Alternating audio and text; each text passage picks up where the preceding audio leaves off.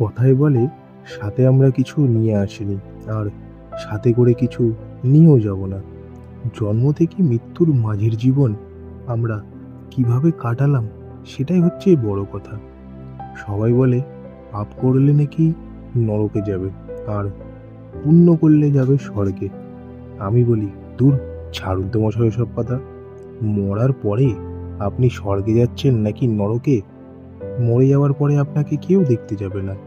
তাই বেঁচে থাকতে যদি স্বর্গ দেখতে হয়, তাহলে নিজের কর্মজীবন থেকে কিছু সময় বাঁচিয়ে আর ইনকাম করা টাকা থেকে কিছু টাকা বাঁচিয়ে একবার চলে আসুন পাহাড়ে। একমাত্র এখানেই বুঝতে পারবেন আপনি স্বর্গ কাকে বলে।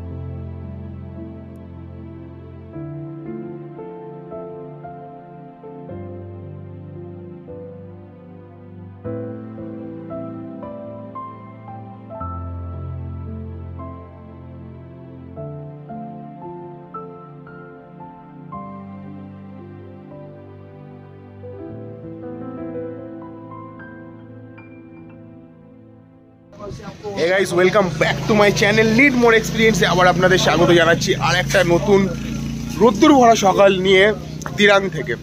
তো ভাই, আজকের দিনটা সকালবেলা এতটা যে রোদ্দুর পাবো আশা করিনি, কারণ ভোরবেলা 5টা-6টা অবধিও ঝেপে বৃষ্টি হচ্ছিল। তারপরে আকাশটা ক্লিয়ার হয়েছে, রোদ্দুর পেয়েছি অনেকটা মোটামুটি। আমাদের কৌশিক ভাই ওপারে সব লাগেজ ফাগেজ বাঁধা হচ্ছে, আমরা পুরোপুরি রেডি হয়ে আমি ভিডিওটা শ্যুট করছি, কারণ সময় হাতে একদম নেই। রাত্রিবেলা অনেক লেট হয়ে গেছিলো ঘুমাতে, জামা কাপড় মেলতে মেলতে অনেক লেট হয়ে গেছিলো, তাই জন্য সময় একদম পাইনি রাত্রিবেলার ভিডিও বানানোর। আর এই দাদা হচ্ছে এখানকার ওনার, এটা ওদের দোকান, পাশে ওনাদের হোমস্টে আছে। सो भैया, आपका नाम बताइए और आपका ये लोकेशन का मतलब कैसे आना है ये बता दीजिए। टाशी डिले, सबसे पहले टाशी डिले मीन्स आप लोगों को ग्रीटिंग्स सभी व्यूअर्स को। और हम अभी मेरा मेन रास्ता में है, मेरा होम स्टे का नाम जोंग होम स्टे बोलेगा। ऐसे तो DZONG है, बट वो जोंग करके प्रोनाउंस होता है, जैसे ऋतिक रोशन, तो ऐसे टाइप का है। तो जोंग हमारा एंटिक बुद्धिस्ट लैंग्वेज है। जोंग माने राजधानी, मतलब हेडक्वार्टर। तो यहाँ पे हमारा राजा रहता है, जो 16 शताब्दी पुराना राजा का किला भी है अभी यहाँ पे, तो वो भी आप विजिट कर सकते हैं, जस्ट मेरा वॉकेबल डिस्टेंस में है। अच्छा। और मेरा यहाँ पे अगर होम स्टे में रहने का ज्यादा यही फायदा है कि जितना भी आसपास दिरांग का सामने मंडला टॉप हो गया, ये 16th सेंचुरी फोर्ट हो गया, ये मानी 14th सेंचुरी है, रिवर व्यू साइड है। तो भैया तो बहुत ही अच्छे हैं, हम लोगों को एक गाइड करके दिए हैं और इनका नंबर मैं डिस्क्रिप्शन बॉक्स में भी दे दूंगा। इधर प्लस भी हो रहा है, देखिए, ठीक है। सो हम लोग फटाफट रेडी होते हैं, पहले लगेज बांधना है, अभी बहुत काम है, आगे जाके थोड़ा सा गैरेज में भी काम है, तो फटाफट रेडी होते हैं। और मैं एक बार इनका एक बार होम स्टे आप लोगों को दिखा देता हूँ। এটা হচ্ছে ওনাদের দোকান, আর এটা হচ্ছে একটা ছোট্ট হোমস্টে ওনাদের। এই হচ্ছে হোমস্টের বোট। তোমরা যদি মন্ডালা টপ থেকে নেবে, যদি এদিক থেকে ঢোকো, মানে দিরাং ভ্যালি যদি এদিক থেকে ঢোকো, তাহলে এই রাস্তার উপরেই পড়বে। এটা হচ্ছে কালকে আমাদের ওই রুমটা দিয়েছিল প্রথমে, তারপরে দেখতেই পাচ্ছ ভেতরে কত রাইডাররা আসছে। এদের সব অনলাইন বুকিং করা ছিল, যার জন্য আমাদের অন্য জায়গায় পাঠানো হয়েছিল। আর তার ঠিক উল্টো দিকে, হোমস্টের ঠিক উল্টো দিকে এরকম একটা ভিউ পাবে পাহাড়ের, নিচে দিয়ে নদী বয়ে যাচ্ছে, নিচে দিয়ে কালকে ওই নদী কি নালা জানি না, তবে ভীষণ স্পিডে যাচ্ছিল, ভীষণ আওয়াজ। আর ভাই, এই জিনিসটা আমি রাত্রিবেলায় দেখেছিলাম, সকালবেলা পেরে একটা খেয়েছি বেশ। তো চলো ফটাফট এখানেও নিজের ছাপ ফেলে দিই, কারণ পাহাড়ে এসছি, এইগুলো তো একটু করতেই হবে। সো টাইম এসে গেছে আমাদের স্টিকার লাগানোর। এটা আমার পার্সোনাল স্টিকার, এটা আমাদের গ্রুপের স্টিকার, দুটোই এখানে লাগানো হবে। আমি আমারটা লাগাবো, মোটা ভাই এটা লাগাবে। তো চলো লাগানো। এখন আমাদের বাইকার্সের স্টিকার এখানে লাগানো হচ্ছে। কাম অন মোটা ভাই।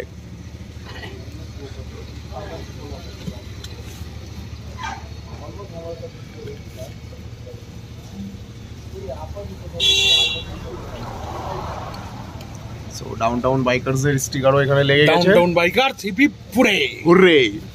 উপরে হচ্ছে ডাউনটাউন আর নিচে হচ্ছে নীলু ভাই, দুজনের স্টিকার দিনাঙও পড়ে গেল। তো সো ভাই সবাই রেডি হয়ে গেছি, আমরা গাড়ি স্টার্ট হয়ে গেছে, ধুয়ে টুয়ে সব গাড়ি স্টার্ট, বেরোচ্ছি এবার এখান থেকে। প্রথমে গিয়ে আমাদের সন্দীপ ভাইয়ের ডিস্টার্ব লাগাবো, তারপরে প্রথমে যাব এখান থেকে ডিরাং মনিস্টারি, তারপরেও আরও 2-3টে জায়গা আছে, ঘুরতে ঘুরতে যেমন যেমন যাবো তোমাদেরকে দেখাচ্ছি। সো দেখতে থাকো ভিডিও, দেখা হচ্ছে নেক্সট ডেস্টিনেশনে রাস্তার মধ্যে। তো আমাদের হোমস্টে থেকে বেরানোর পর আমাদের ঠিক ডান পাশে সাংকি ভ্যালিকে পাশে রেখে আমরা এগোতে থাকলাম দিরাং মনিস্ট্রির দিকে। দিরাং মনিস্ট্রি যদিও আমাদের হোমস্টে থেকে বেশি দূরে ছিল না, আমাদের হোমস্টে থেকে তার ডিস্টেন্স ছিল মাত্র 5.5 কিলোমিটার, তাই আমরা আস্তে আস্তে পৌঁছে গেলাম দিরাং মনিস্ট্রি। তো চলো এবার এক্সপ্লোর করা যাক দিরাং মনিস্ট্রি অথবা টিডিএল মনিস্ট্রি।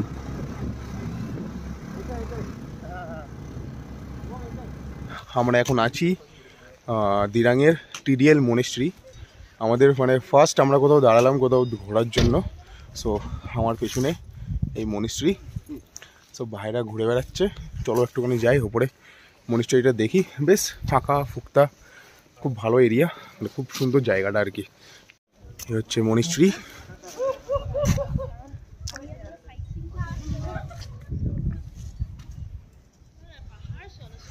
আমাদের গান্ডু ভাইগুলো আসছে। টিডিএল মনিস্ট্রি অথবা থুপসুং ধর্গেলিং মনিস্ট্রি, এটি একটি বৌদ্ধিক মঠ ও শিক্ষার স্থান। ভারতের হিমালয়ের পদদেশে একটি গ্রাম দিরাংয়ে এটি অবস্থিত।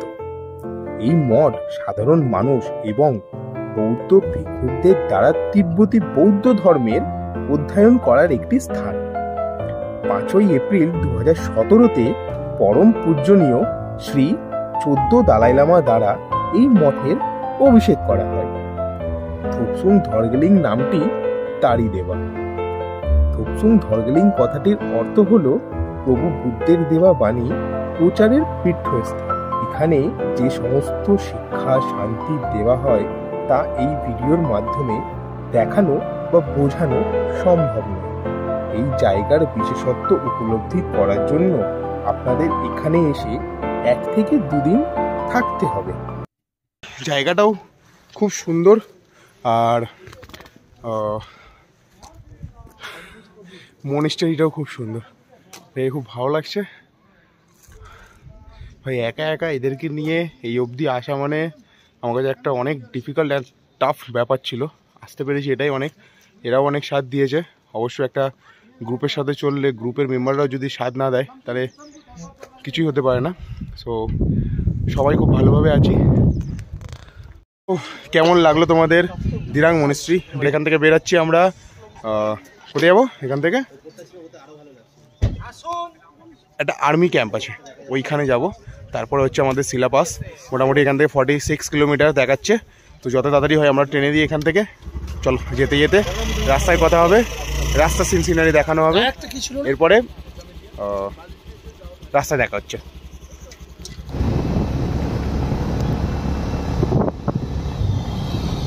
ভাই ভিউ তো জবরদস্ত আছে, জবরদস্ত ভিউ আছে, কখনো ওপরে কখনো নিচে।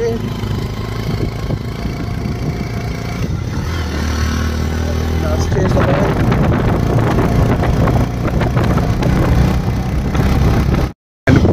ভুমলা পাশে আমরা যা খবর পেলাম, ভুমলা পাশে নাকি প্রচণ্ড বরফ পড়েছে, প্রচণ্ড বরফ। বাইকার্সদের যাওয়া অ্যালাউ নেই, বাইকার্সদের যাওয়া বন্ধ করে দিয়েছে এখন আমাদের। তো এইখানে আমি যেটা বলছিলাম সেইটা উইন্ড ব্লাস্টের কারণে আমার কথা অনেকটা কেটে কেটে যাচ্ছিল। তো এইখানে আমি যেটা বলছিলাম সেটা হচ্ছে আমাদের ভুমলা পাশে কতক্ষণে পৌঁছাবো আমরা কোনো ঠিক ছিল না। আর আমাদের যে পারমিট করানোর ছিল সেটা আমরা একজন এজেন্টকে দিয়ে করিয়ে রেখেছিলাম। তো ওটা আমরা ওইখানে গিয়ে কখন পাবো সেটাও জানতাম না। আর কিছুক্ষণ আগে আমরা জানতে পেরেছিলাম যে ভুমলা পাশে প্রচুর স্নোফলস হচ্ছে আর প্রচুর ওয়েদার খারাপ, যার জন্য আমরা আদৌ যেতে পারবো কিনা কোনো ঠিক ছিল না। তোমার সামনে যেই দুটো গাড়ি যাচ্ছে, এই দুটো গাড়ি হচ্ছে বেঙ্গলের। আমরা ওখানটা দাঁড়িয়েছিলাম, আমাদেরকে ওনারা দাঁড়িয়ে জিজ্ঞেস করলেন যে ভাই তোমরা বেঙ্গল থেকে? আমরা বললাম হ্যাঁ।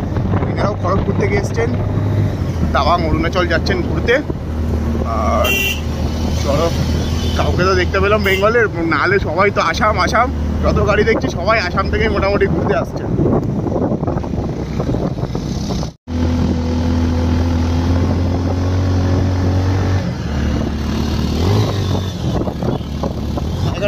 আমরা নদীর একদম কাছাকাছি চলে এসেছি। নদী কি খাল আমি আগেও জানি না, তবে মনে হচ্ছে আমরা এবার কোনো ব্রিজ ফ্রিজ ক্রস করবো। একদম নিচে চলে এসেছি।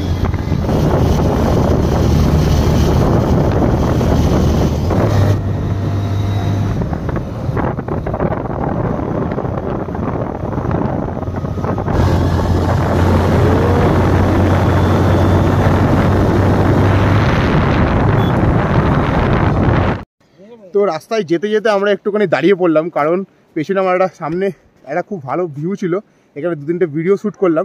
আর মোটা ভাইয়ের মিরার লুজ হয়ে গেছে, এরম করছে মিরার, ওই জন্য ওর মিরারটা একটুখানি টাইট করা হচ্ছে। আর আমার পেছনে ফগ ঢাকা একটা পাহাড় দেখতে পেয়েছিলাম, একটুখানি ফাঁকা রোড, একটু ভিডিও শ্যুট করলাম। ভিডিও শ্যুট হয়ে গেছে, ভিডিওটা তোমরা ফেসবুক ইনস্টাগ্রামে দেখতে পাবে, অবভিয়াসলি ইউটিউবেও দেখতে পাবে। ইউটিউবের নাম need more experience, Facebook Instagram Sonu দাসে পেয়ে যাবে। সো হয়ে গেছে, আমরা এবার এখান থেকে বেরোচ্ছি, ডাইরেক্ট শিলাপাস যাবো, মধ্যিখানার কোথাও দাঁড়াবো না। তো চলো টাটা। এখান থেকে আবার আমাদের চড়াই শুরু হলো আস্তে আস্তে।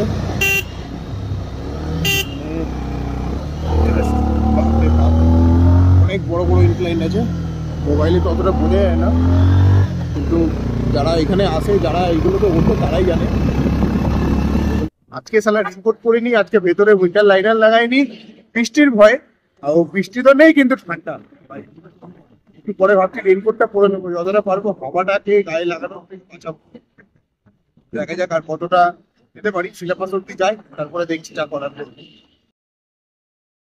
শিলাপাস মোটামুটি এখান থেকে আরো 20-22 কিলোমিটার দেখাচ্ছে। আর আবার আমরা একটুখানি দাঁড়িয়েছি, কারণ কৌশিক ভাইয়ের গাড়ির সামনে ফগের যে নাটটা আছে ওটা ঢিলা হয়ে গেছিলো, ওটা টাইট করা হলো। পেছনে মোটা ভাইও আসছে। আর লিটারালি আমার সামনে কিন্তু আমি পুরো বরফে ঢাকা পাহাড় দেখতে পাচ্ছি, মানে ছাদে, বাড়ির ছাদেগুলোতে বরফ পড়ে আছে দেখতে পাচ্ছি। আর ওই দিক থেকে যে গাড়িগুলো নেমে নেমে আসছে সবার ছাদ কিন্তু বরফে ঢাকা। তো বরফ মনে হয় কিছুটা দূরেই পড়ছে, আর দেখতে পাবো সামনে গেলে আর একটুখানি। তো চলো, মোটামুটি মেঘের মধ্যে তো ঢুকে পড়েছে, আবার সাথে সাথে বরফও দেখতে পেয়ে গেছি। বরফ আমার দুপাশে রাস্তায় ভর্তি, মানে একটু একটু করে দেখতে পাচ্ছি। রাস্তার ধারে বেশ বরফ পড়ে আছে, কালকে এখানে অনেক বরফ পড়েছে। তো বরফ তো দেখতে পেয়ে গেছি। দেখো জাস্ট রাস্তার অবস্থাটা দেখো। ও ভাই সাব, কিছুক্ষণ আগে অব্দি কিচ্ছু ছিল না, এখন জাস্ট মানে শুধু বরফের চাদর বেচানো রাস্তার দুধারে। আপাতত এখন বৃষ্টিটাই পড়ছে, মানে মেঘ যে জমে আছে, মেঘের জলটা আমাদের গায়ে পড়ছে, এখন বৃষ্টিটাই পড়ছে। আবার সেই কালকের মতো আমাদের ব্যথা চালু হবে মনে হচ্ছে হাতে। ভাই আমি এখন যেখানে এসে দাঁড়িয়েছি এটা হচ্ছে আমাদের বৈশাখী, মানে বৈশাখী ভিউ পয়েন্ট বলতে পারো। এটা শিলাপাসের জাস্ট 17 কিলোমিটার আগে। ভাই জায়গাটা ইন্ডিয়ান আর্মির আন্ডারে আছে, এখানে ইন্ডিয়ান আর্মির বিজয় বড় মেমোরিয়ালও আছে। জায়গাটা একবার দেখো তোমরা।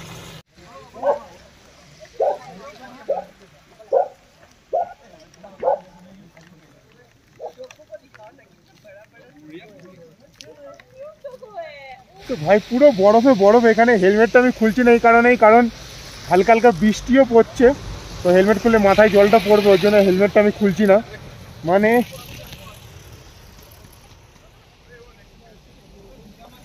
ভাই যারা যারা আসো না আমার সাথে, বা যারা যারা আসিস না ভাই, দেখ এইসব জায়গা দেখ, দেখে মস্তি নে। এই যা জায়গা, এই যা ওয়েদার, আমার এমনি তো আর পোষাচ্ছে না। আমি ভাবছি এখানে সোলো মেরে আবার একবার আসবো আমি।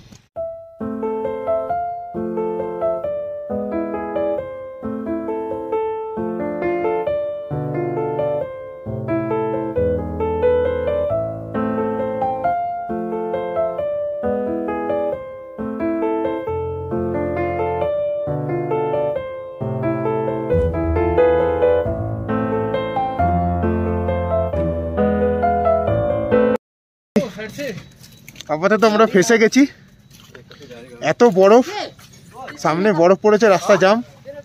এই দেখতে পাচ্ছ আর্মির জওয়ানরা সব যাচ্ছে একে একে বরফ সরাতে।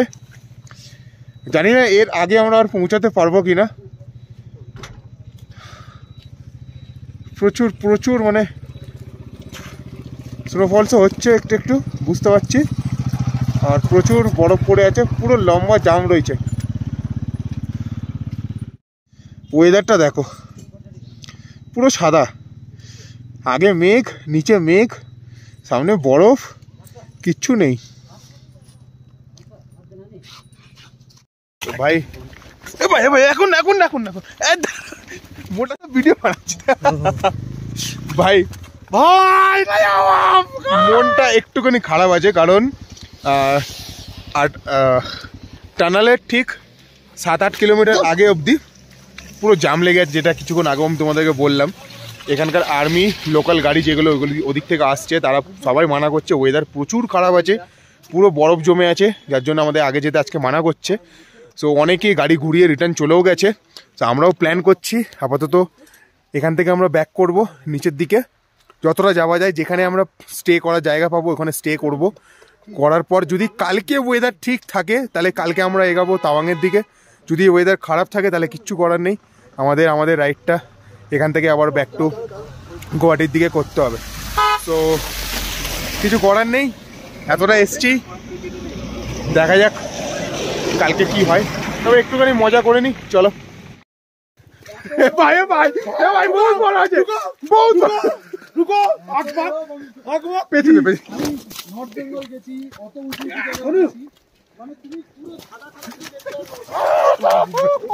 ভাই। এখানে জাস্ট আমরা এখন এনজয় করে নিচ্ছি, যতটা এনজয় করে নিচ্ছি, কারণ এরপরে আর বড় পাবোটা চলে যাবো নিচে। তো জীবনে অর্থের মূল্য আছে, কিন্তু সব কিছুই অর্থ নয়। কথাটা যতটা সত্যি ততটা মিথ্যেও। কারণ আমাদের কাছে যদি পয়সা না থাকতো তাহলে হয়তো আমরা এই জায়গায় পৌঁছতে পারতাম না। কিন্তু এখানে যেই ফিলিংস আর যেই মজাটা আমরা করছি, সেই মজার কোনো অর্থ হয় না, বা সেই মজার কোনো মূল্য হয় না। এক্সাইটমেন্টে আমিও অনেক পাগল হয়ে গেছিলাম, আর কি করছিলাম সেটা আমার মাথাতেই ছিল না। এক মুহূর্তের পর আমি জামাটা খুলে দিয়ে কি বলবো, আর দেখতেই পাচ্ছ তোমরা জামালকুটু করছি আমি। তো দেখতেই পাচ্ছ কতটা আমি মজা করছিলাম বা কতটা আমরা আনন্দিত ছিলাম। ওই সময় বা ওই দিন আমাদের আর হয়তো ফিরে আসবে না, ফিরে আসতেও পারে কবে আমরা জানি না, কিন্তু এই সময়টা আমরা রেখে গেলাম আমার ইউটিউব চ্যানেলে। ব্যাড নিউজ, আমরা আবার দিরাং ব্যাক করেছি। দিরাং ব্যাক করে যেই হোমস্টেতে ছিলাম ওই হোমস্টেতে আমরা এসে আমরা উঠেছি। যেতে পারলাম না, শিলা পাসও যেতে পারলাম না, তামামও যেতে পারলাম না, বুমলা পাসও তো অনেক দূরেই ছিল আমাদের, বাদ দাও। শিলা পাস থেকে মোটামুটি 7 কিলোমিটার আগে থেকে আমরা ব্যাক করেছি, রিটার্ন চলে এসেছি, কারণ ওয়েদার প্রচুর খারাপ ছিল, প্রচুর। আর এই পাশে যতটা করার ছিল, যতটা বরফ দেখাচ্ছিল, মোটামুটি আমরা দেখে ফেলেছি। বুমলা টাচ করতে পারিনি, ওই টপ এন্ড একটা টাচ করতে পারিনি, সেটা আলাদা কথা, কিন্তু মোটামুটি আমরা যা বরফে এনজয় করেছি অনেক। সো আমাদের প্ল্যান আর এখানে কিছু নেই, কালকে বমডিলা হয়ে আমরা ফিরবো নিচের দিকে। কালকে প্ল্যান আছে গুয়াহাটি, ইচ্ছা আছে শিলং ঢোকার, যদি ঢুকতে পারি তো খুব ভালো, না ঢুকতে পারলেও কিছু করার নেই, আগে কালকে গুয়াহাটি অব্দি পৌঁছায়। সো ডিনার এসছে, এই হচ্ছে ডিনার, রুটি সবজি 2 পিস করে মাংস আছে। আর এখানে সবাই এখন খাওয়া দাওয়া শুরু করে দিয়েছে। মোটা ভাই বসতে পারছে না বুড়ি নিয়ে, কৌশিক আছে।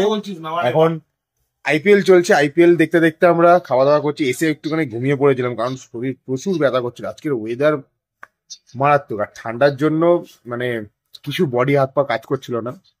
যাক, এসে শুয়ে পড়েছিলাম। তো আজকের ভিডিওটা এখানেই শেষ করছি, এরপরে কালকে আবার একটা নতুন সকাল শুরু হবে, গুয়াহাটির দিকে আমরা নামবো। তো চলো, কালকে দেখা হচ্ছে, গুড নাইট।